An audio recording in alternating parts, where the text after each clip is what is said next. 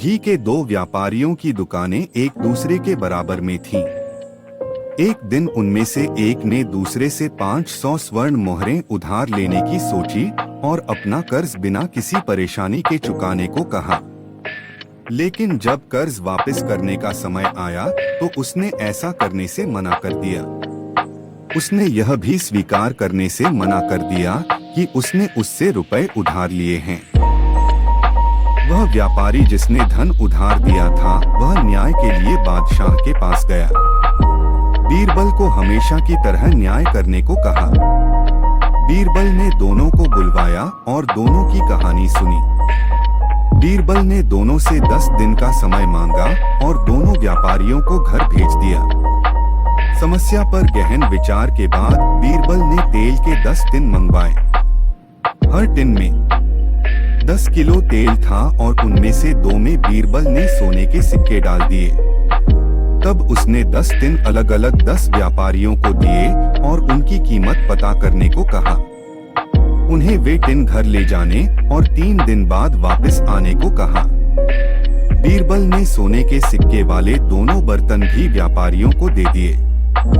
वह व्यापारी जिसने धन उधार दिया था वह ईमानदार था और उसने सोने का सिक्का लौटा दिया। लेकिन उसके बेईमान पड़ोसी को सिक्का मिला तो उसने उसे अपने बेटे को दे दिया।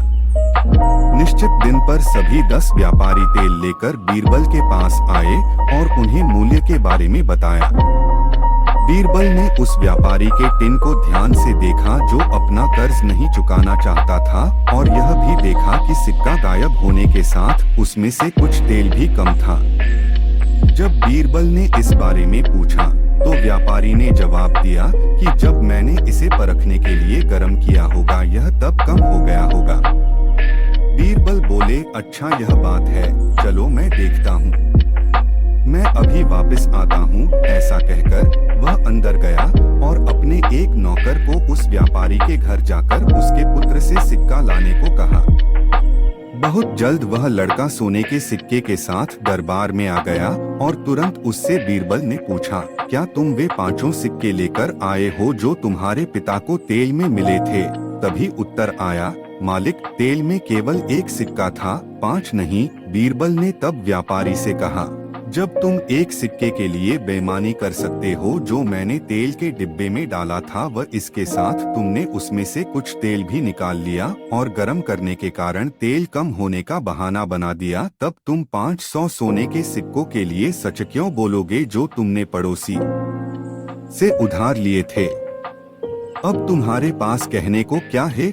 अब व्यापारी को बचाव का कोई तरीका नजर नहीं आया तो उसने सभी तेल व्यापारियों के सामने अपनी गलती मान ली। इस कहानी से मिलने वाली शिक्षा, सच कभी भी पर्दे के पीछे नहीं रह सकता। बेईमानी देर सवेर सामने आ ही जाती है। इज्जत एक बार जाने के बाद दोबारा पाना मुश्किल हो जाता है।